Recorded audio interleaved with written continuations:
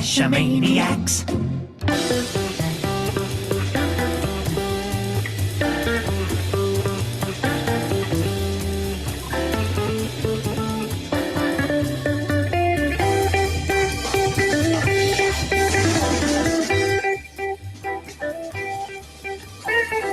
Geo Gearheads. Welcome back to the 389th episode of the Geo Gearheads. I'm Darryl W4, back as usual with my co-host, Chris of the Northwest. Aloha, and welcome to you. Well, that was a rather Polynesian welcoming. Yes, just in a Hawaiian state of mind. But okay, I'm definitely not. It's not that kind of weather out here. Oh man, yesterday we hit 96 degrees here. And wow. It was, for the Northwest, that's stifling hot. Yeah. But, today only got up to about 80. So, we can live with that. I don't think we even hit 70 degrees today because we were getting some nasty rain and storms. Like the kind of stuff that getting to and from work, I had to reroute based on where floods were. Really? Yeah. Wow. Does Waze or Apple Maps or Google, whatever you're using, calculate that for you? Do they know the roads are closed? Well, because most of these were like sudden downpours and flooding. No, they had no idea. Interesting. Waze might have been the best at it, but it's too early in the morning and whatnot for me to get any kind of indication from Waze. And it was like right after the storm. You're telling me Waze doesn't have the means? No, it doesn't. I'm sorry. That's one of my favorite jokes. I'm going to use that a lot. Okay. But not anymore today on this show, because today we're going to be talking about trackables. Ooh. Not about navigation. Well, it's a kind of navigation. You can track a trackable. And thus, right, but you don't need to navigate. Well, unless you had the trackables on your car, I guess you could argue that would work. What if you want to find a trackable? You have to navigate to it. This is true, but you're navigating to the cache or to the event usually. Right. I don't think that there's. Yeah, but I don't think there's a way to navigate to a trackable. No. What about the one on the International Space Station? How do you navigate to that one? See, that one's far more complicated because it's moving. Yeah. Thus, there's no actual cache, just a trackable. Did we determine that the International Space Station is above the GPS satellites? I think we did. So you really can't get a GPS location on the International Space Station, which makes sense because it's not. Well, it's not a global position. Right. It's moving. Well, it has a position relative to the globe. Yeah. Just not on the globe. But it's not right. Okay. Have we milked that one? Yeah. I grew up on a farm. I know how to milk things.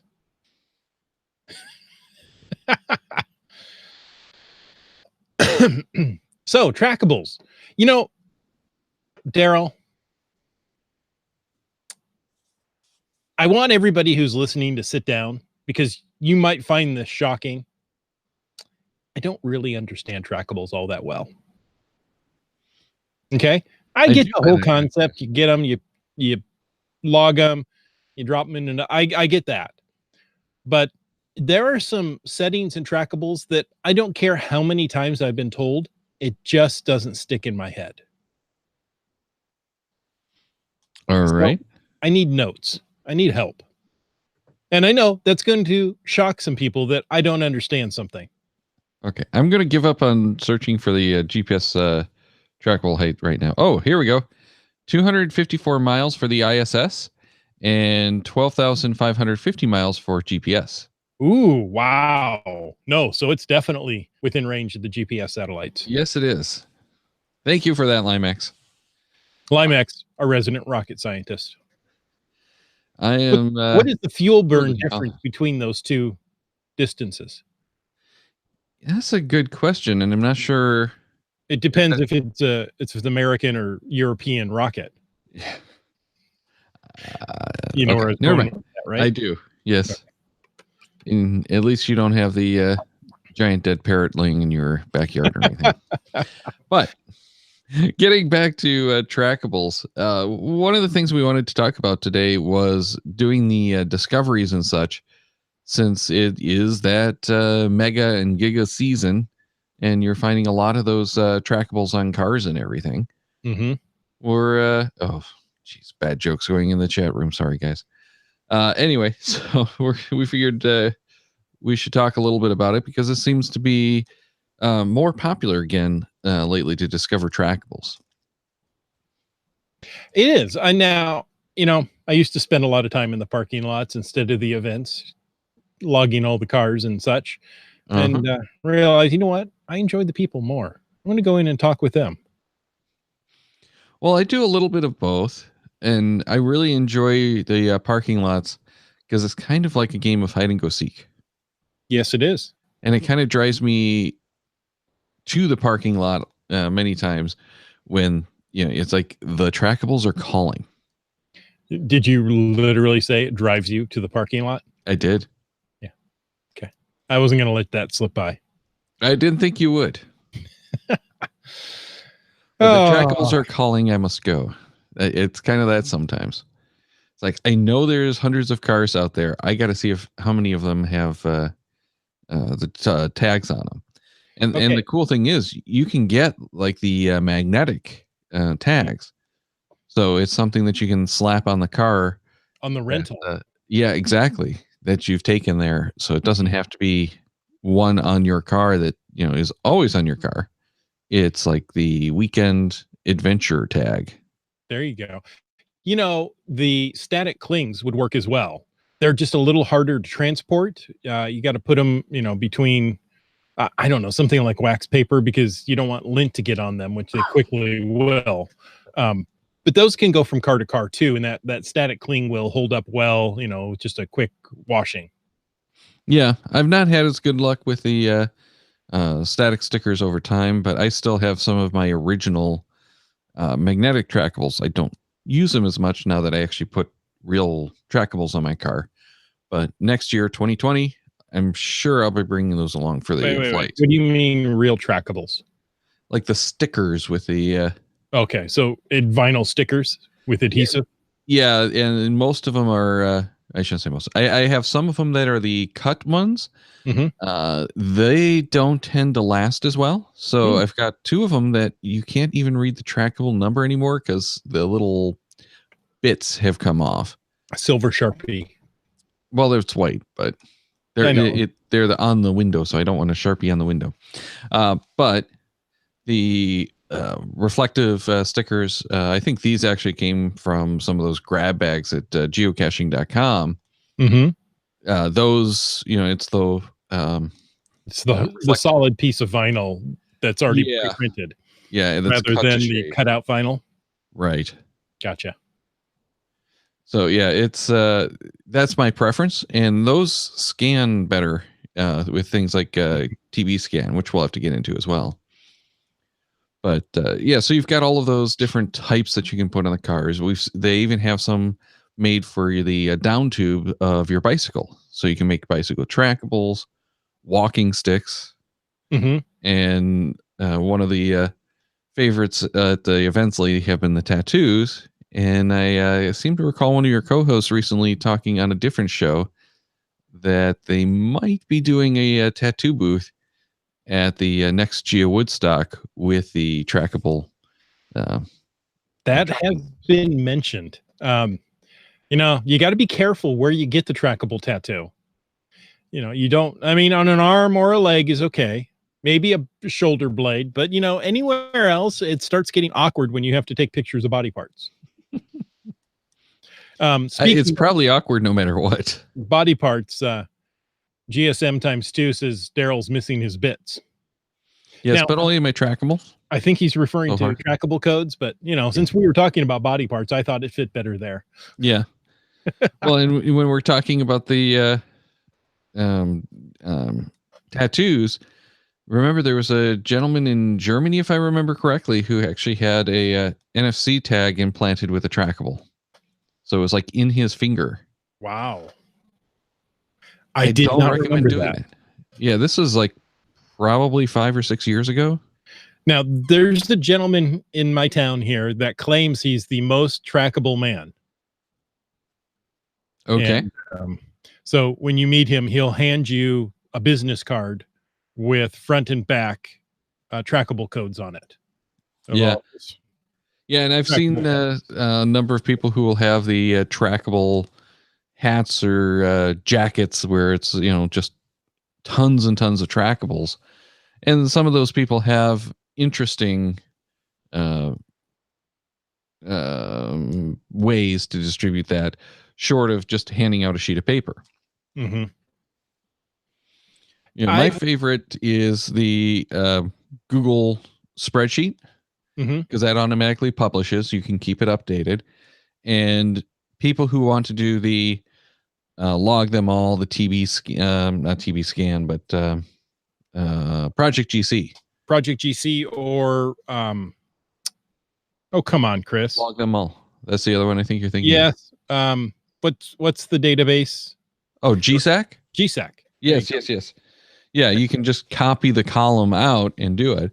Mm-hmm. The one that I have for the trackables that I do on the show has the individual links to log them, so people can just go to each one and log right from there. There was in the chat from GSM times 2 at the GPS maze, they had a list of 360 trackables in a QR code. So I assume the QR code took you to a web page where, and at the same time, that would be easy to make it clickable or a list that you can copy and paste. Sure. And the QR codes are handy. There's even a QR code strategy for the tags, so you can get some of the tags with the QR code already on them. Mm-hmm. In the chat, GSM times 2 has said that they would have to have an open bar with a lot of alcohol for me to get a trackable tattoo. And this isn't the first time I've heard him say this. So I'm asking all our listeners, when you see GSM times 2 at Geo Woodstock in 2020, make sure you buy him a drink, because we're going to push to get him drunk enough to get a tattoo. I don't care what kind of tattoo. It could be trackable. That would be appropriate, but just, I just want to see him drunk enough to get a tattoo. I don't think I want to see that. I don't especially like needles, though. So, There you go. These move fast enough. It doesn't seem like needles. Sure. But yeah, the QR code seems to be a handy one. They'll put it on like a business card. I've seen it where people will create a spreadsheet on Google Sheets, because it's, free and it publishes out there. Exactly. And it's easy to use. Yeah, just include the URL for that in the QR code, hand that out on business cards or stickers, or on a tattoo. Yeah, I don't think I would want to do that on a tattoo. And I've even seen people who will do that, and then after a certain length of time, the page that it goes to gets taken down. Right.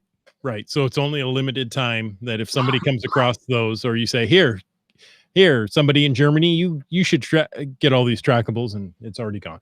Right. Wet Ghoster says, get them really drunk and you get to pick the spot. Again,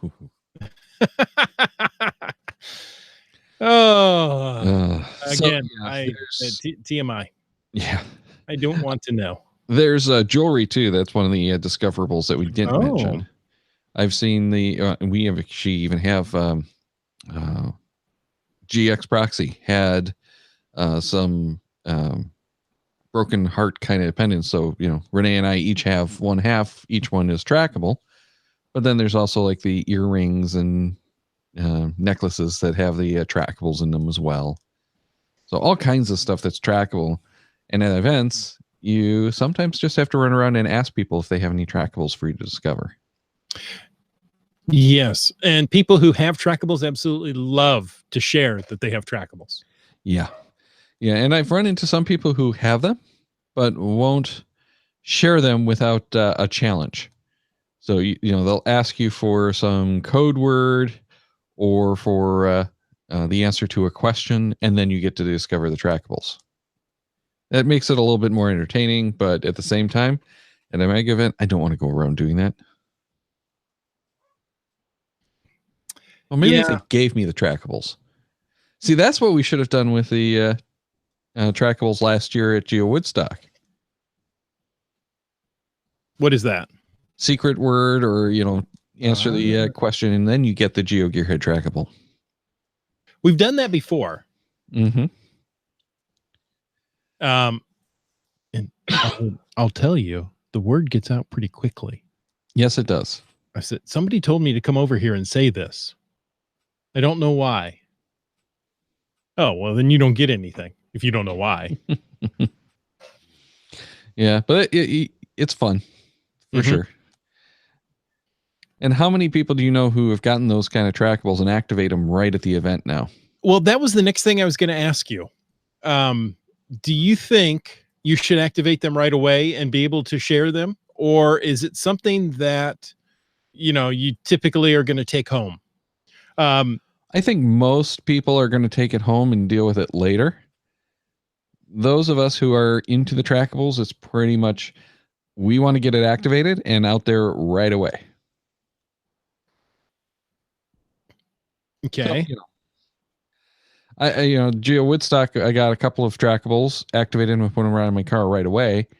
The trackables from the event itself, the ones in the bag, I activated some of those and shared one of them on the podcast that night. And then the others I shared over time. But, especially since we started doing the trackable every week, I've gotten a lot more trackables going and activated. Yes. And it's tough to keep coming up with ones, isn't it? Yeah. Well, the spreadsheet kind of helps with some of that. Oh, okay. So, for those listening live, let me know if you activate trackables right away, or do you wait till you get, back to your home, a hotel room, or do you wait possibly weeks or even months before you activate them? Is there, and if you're listening to this later, send an email to cashmaniacs@geogearheads.com. geogearheads@cashmaniacs.com. That's the one. Don't do it the other way.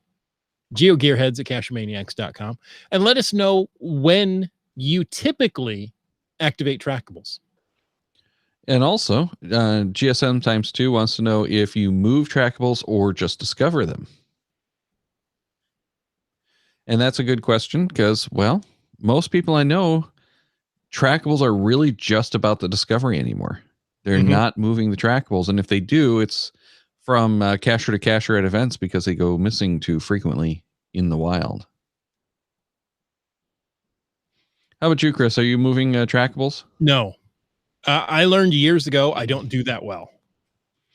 So, I try to still move them, but my problem tends to be I can't find caches in a timely fashion that will hold a trackable. I can only move them at events. That's true. And, I will take them, put them in the car with all the intent to move them. But I'm so excited when I get out of the car, I'm like a puppy that's just been released from the pound. And I run to the cache and I forget that I, left everything in the car. So, I found that I don't move them well, so I just don't. I will discover them, but I'm not going to move them unless, somebody specifically hands it to me, says, here, I want you to move this. Okay. GSM times 2 says he waits till he gets home and still hasn't even activated all of the trackables from Geo Woodstock. Limax says he doesn't usually activate trackables. He activated all the planet ones for one of geocaching.com's promos. Keepers of the Cash Flow, I wait until I can do things from home, including logging our finds, as it makes it easier to dip the TBs on the website. And most of the time, the trackables I receive stay with me since they're mostly coins. And that's Limax, who says he also moves his trackables. And one of the interesting things that was mentioned there is the dipping of the trackables. And this is something we talked about pre-show. The number of people who are taking like their dogs or cars or other things, might even just be a personal coin, and dipping them for the mileage. And tools like GSAC and GeoLive do allow you to have the default trackable visits, so you don't have to do that much work. It's really easy to do that now if you want. The only catch is if you're doing it for like the dog, you have to make sure that, and because I'll do it for the dog instead of having like a geocaching account for the dog to keep track of which caches they visited. Or I've heard people doing that for their kids too. The problem is you have to make sure that it's turned on and off correctly, or you'll get missing caches or superfluous caches. So right. Generally, the auto dip is for things like the personal trackables, but I have seen people use it for, everyone I take my dog to, and then turning it on and off for those. So, takes a whole new aspect when you decide it's a body part tattoo that you're going to dip. Yes. Yeah. Took my leg for a dip. Let's see. And if you're doing that, you can't make them collectible, which is something else we wanted to mention in the show. That's if you want to keep people from stealing your arm, because you have that trackable on the arm. Or your car. I don't have a tattoo, but I want that as well. Yes. Or you don't want people taking your arm or your car. Or my car. Or your dog. Or my dog. Yeah. See, so in order to keep people from doing that, you have to make the item a collectible and move it to your collection. It's a little bit counterintuitive. Is that a two-step process? I mean, making it collectible doesn't move to your collection, right? Correct. Making it collectible gives you the option to move to your collection. It also gives someone else the option to move it to their collection. So if someone were to grab your car, say, you're trackable on the car, and you have it marked as collectible but not in your collection, they could then move it to their collection. And when it's in someone's collection, it cannot be dipped for mileage or anything. Oh, it's really? Only discovered. Only discoverable. However, last time we started talking about this, we did find some of the trackables that still let you do dips. So we never really figured that out. Maybe that's my issue. The collectibles? Yeah. I mean, okay. So that's okay. I'm happy with everything of mine being discoverable because I have it. I want to keep it. I've got a few coins here and I want to keep them. I don't mind people discovering them. I will take them to events on occasions.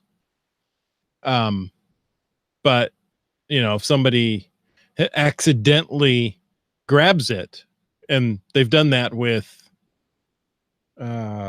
I can't remember what it was. Oh, I think it was the bad cop puppet. They grabbed it. Like, no, you don't. I grabbed it right back. Sure. And as the owner, you do have the trackable code always available. Right. So yeah, you can always grab it back. You just have to do it, and it's a little bit tedious. And people will enjoy the antics over of the hey, I stole your arm or car or whatever it might be, and now I'm going to take it to all of these caches. You can let somebody pull your leg. Yeah, it doesn't really do any harm aside from if you're trying to keep track of mileage or something that will mess up the mileage. And I thought about taking the travel bug and visiting in all of the events that I go to, just as a way to keep track of all of the events that I've gone to or whatever. And it's a little too much work for me, so I don't bother. But it's an interesting concept, and I like the idea of, hey, these are the ones for like Renee and I, when we first started dating, it was a way for us to kind of tell which events we went to together, is we only took that necklace to the events we went to together. And then people would discover it and really realize that doesn't really work so well that way. We were dipping it as well, but we forgot to dip it most of the time. Yeah, so you've got to be very diligent if you're using it to track mileage or track number of caches or something. That you've got to dip it every time. Yeah. And I like that they have added that in the recent years. It used to be you had to drop it and pick it back up again. And, I was going to say, when we got started back in, you were 2005 as well, or no? 2004 for me. Yeah. 2004. Back in those earlier days, it wasn't until I think it was pretty early. I want to say 2007 or 8 that they came up with the Discover. Mm-hmm. So until then, in order to get the icon for grabbing that coin or whatever, or for seeing that, you had to actually grab it and drop it, or have someone grab it back from you. People didn't like that very much for obvious reasons. So they added that Discover, which was controversial at the time, but it really has changed the way that trackables work. And now, as the ultimate change, we have tools like Project GC that make it easier. And to make it even easier beyond that, we have TV Scan, which has really changed it because it does the OCR. People are literally walking around the parking lot with their phones out. It used to be that you just took photos and went back and logged, 100 different photos by hand later. But now you're using TV Scan. You take that photo, and it's not even really taking the photo. You just kind of hover. And I think Geo Live works pretty much the same way. It's been a while since I've used it. That's what I was going to say. But yeah, it's you hover over it. Eventually, it's going to pop up the code, and in the process, it's validating if that's even a good code, as long as you have the internet connection. Mm-hmm. If you don't have the internet connection, I believe TV Scan still works. I know that he did some offline stuff. I just don't remember how it works. So, but yeah, it's a handy way to do that. So now you see tens of people running around the parking lot at any of these mega events at any given time, just simply scanning those trackables. And before, it was a matter of someone goes and runs around and copies down all the numbers on paper or gets the photos. And maybe at a mega event, I would get 1 or 2 discoveries. At the last Geo Woodstock, I got probably 40 or 50 discoveries. So it's a major change. And granted, it was the biggest event I was ever at. However, so many more people are doing the discoveriness now. And I really attribute that to TV Scan. I agree. And we should say TV Scan is only for iPhones, where Geo No, it's Android as well. They came out with the Android app about 2 years ago. It was just in time for the Giga. Here's an embarrassing fact. I hope you're all sitting down. I didn't know that. And we even talked about it on the show several times. I know, but that doesn't mean I remember it. No, it doesn't. So TV Scan for iOS and Android. Now Geo or Geo Live is only Android. Right. And actually, I think Geo Live is no longer available, so it's now Geo. I think it's just Geo. Yeah, and I'm not even sure that one's actually available. I've been trying to get a hold of the author to be on the show to talk about it, but just quite frankly, I'm falling down on the job because I am working too many hours at the job. I've got to get Cashley on as well because we haven't talked to him about the new version. Yes, it's very nice. It is, and I haven't spent nearly enough time trying to figure it out. Oh, you've got to go caching more then. I do. Very much so. Let me help you with that. Why don't you go out now? Okay. So we'll wrap up this show and go caching instead. Oh, I missed a first to find today because work got in the way. Oh, man. I don't even have those alerts turned on anymore. A friend called me and said, hey, I said, I apologize. I can't answer. So he says, you're too busy to do an FTF. I'm like, oh. And I looked and I go, well, it's already been found. No, I hadn't yet gotten the alert. That was yesterday's. Yeah. And so, a couple minutes later, sure enough, there it comes in. G9 says it's now called Geo Go. Geo Go. Yep. So we'll have to take Geo Go. 2 words. Yes, but spell the last word. Geo. Yeah. Geo. Yep. GS sometimes too wants to know if you retrieve or someone retrieves your trackable and you delete the log, will it correct the mileage? I take the mileage off of that last find. Yeah, I think it does, but I've seen it where it sticks as well. So I think it's supposed to. I don't think it necessarily works all the time. But that's I think one of those databases that's still kind of stuck, and they want to get I shouldn't say stuck. One of those databases that's still on mostly old architecture and everything, and they are wanting to get that updated. They just have other things that take priority, but I would not be surprised if they do make some changes to trackables sometime this year even. But I'm not going to say it's going to happen, but I'm not going to say it won't happen. I think it's likely we see some significant changes before the 2020 events. Interesting.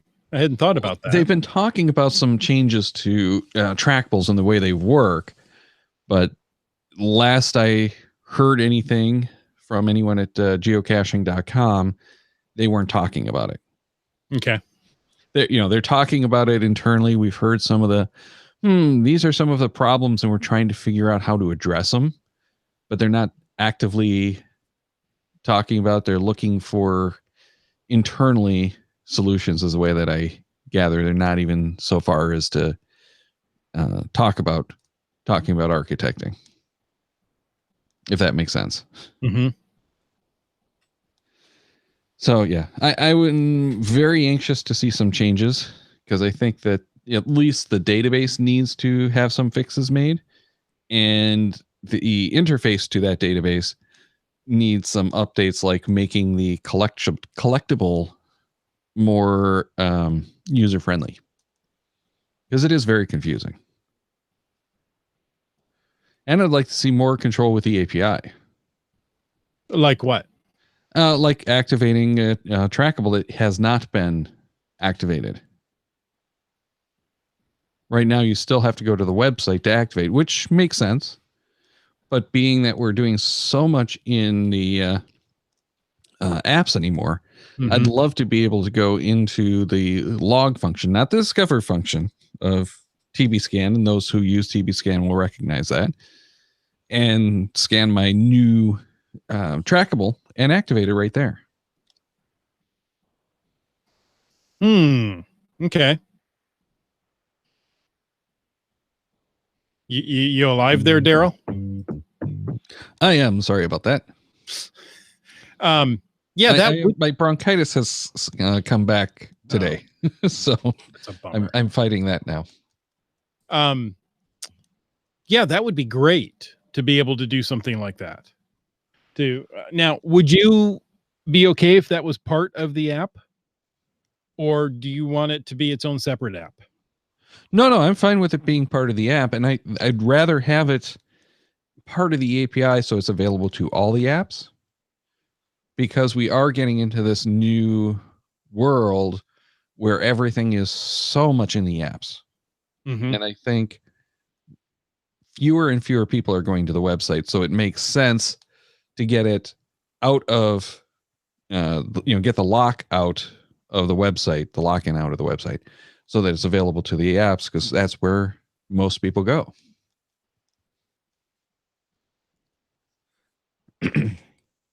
Well, you're not gonna get an argument from me. You can go ahead and try.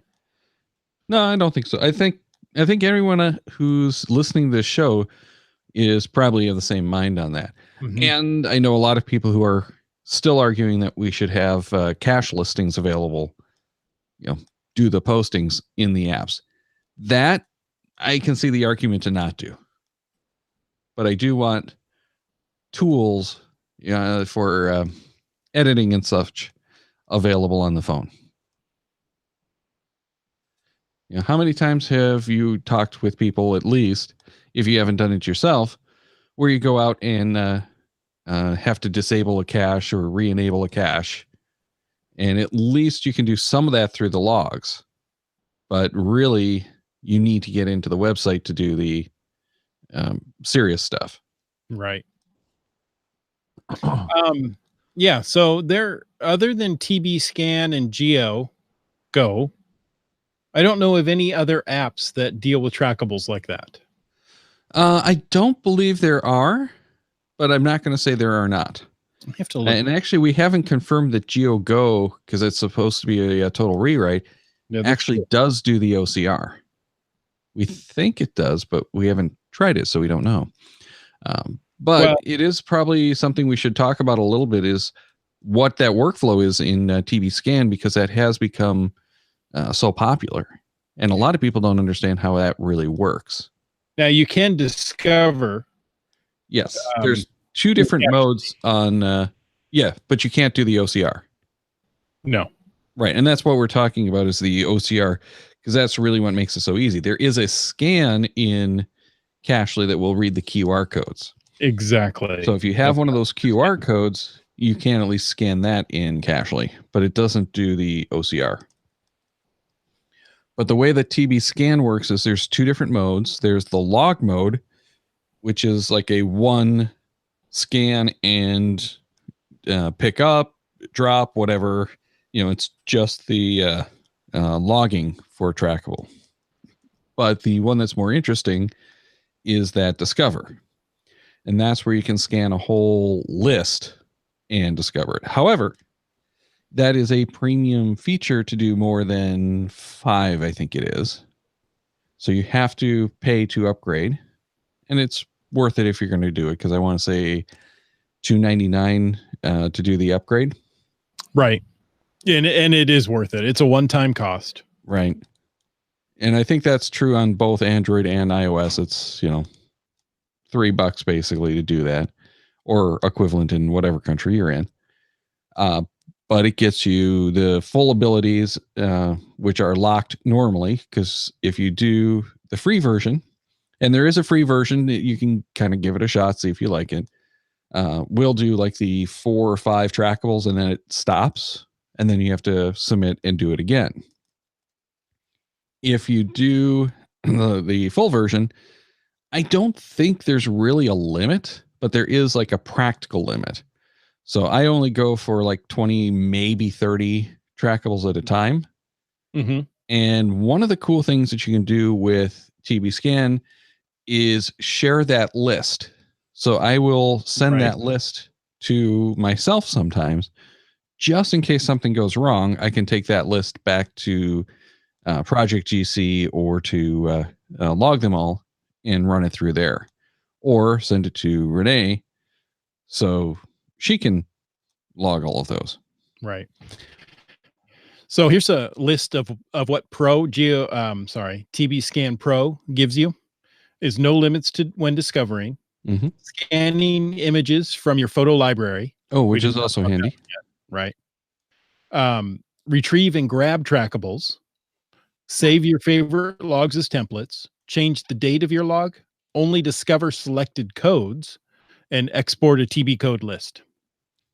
Yeah, and that last one is the one that I think many people are going to be the most excited about, because when they go and scan like 20 or 30, you can do that email to everyone in your party. So only one person has to run around, or break up the parking lot, and half of your party goes to this side, half goes to this side, and it does make it handy. And there's one log for all of those trackables, which granted isn't very personal, but when you've got 100 different trackables in the parking lot, it's kind of like a power trail. Right. How personal do you think it's going to be? Oh, very. No. Yeah. So, I've actually been able to use TB Scan while somebody else is driving. You get to see the car next to you, and hey, that's got a code on it. Let me see. Discover. I can zoom in, and I was actually able to get it with TB. Well, and that's one of the nice things about doing the pro version with the grab it from the camera roll. Yeah. Grab it, use your regular camera app and do that. I've done it from screenshots of like Instagram. I know several people who have done it with screenshots from this show too. Oh. So it can be done. You can do it live, right? Yes, you can. Have you tried doing that live? I'm trying it right now. See, you can do it live. I'm not sure that I have it at the right angle today, but yes, you can do that. I'm taking a quick look, see if I've got anyone who's discovered. No, you know what? No one on the live show has discovered that trackable yet. I don't think I got it yet. I'm working hard here, Darryl. Yeah, you know, well, and as you're talking for the people doing this live, probably doesn't work so well. Doesn't seem to like it. Because it's switching. Yeah, you know, and that's one of the problems with any of the OCRs. Right. I'm going to see if I make Limax says that he discovered the one on the sign, but for some reason it's not showing that I've got the log on that. Huh.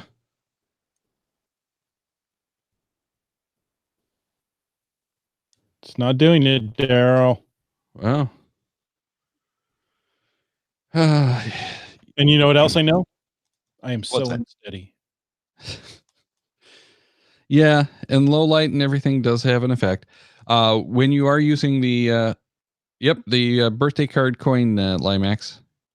So when you are doing the TB scan or the Geo Live, contrast matters and legibility matters. I have not gotten either one to do well with handwriting, but I have gotten TV scan and I think Geo Live to recognize the handwriting. It just has to be very, very careful. Right. And the interesting with the thing with Geo Live is that it actually lets you do that for cache coordinates too. Does it really? Yes, it did. The Geo Live is no longer available. I assume that that's gone to Geo Go, but I don't know. All right, so Limax and Wet Coaster said that they've logged it, but Limax says that 3 people have discovered it.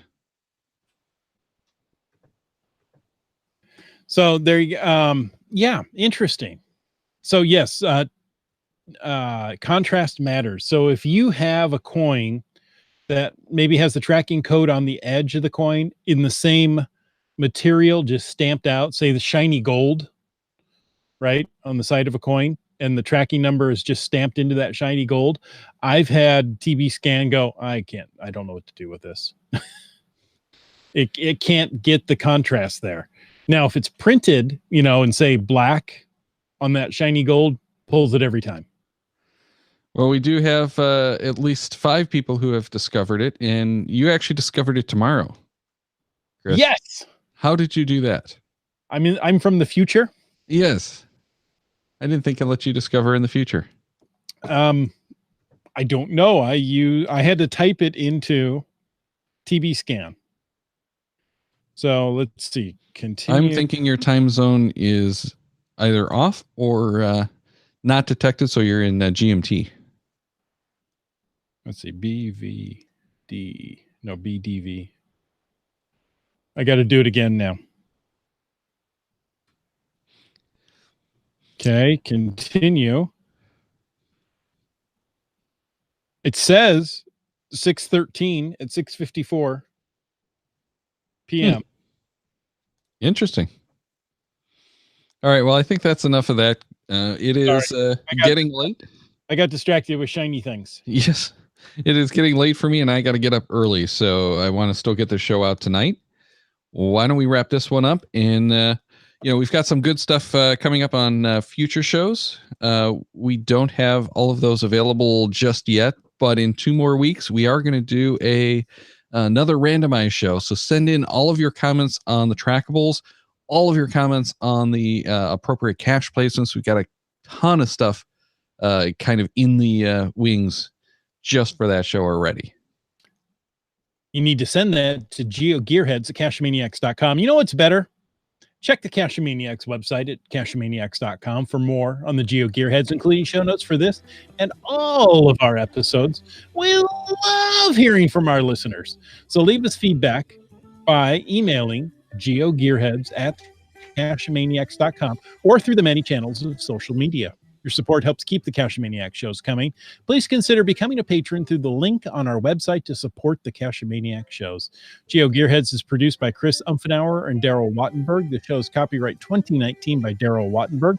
All rights reserved.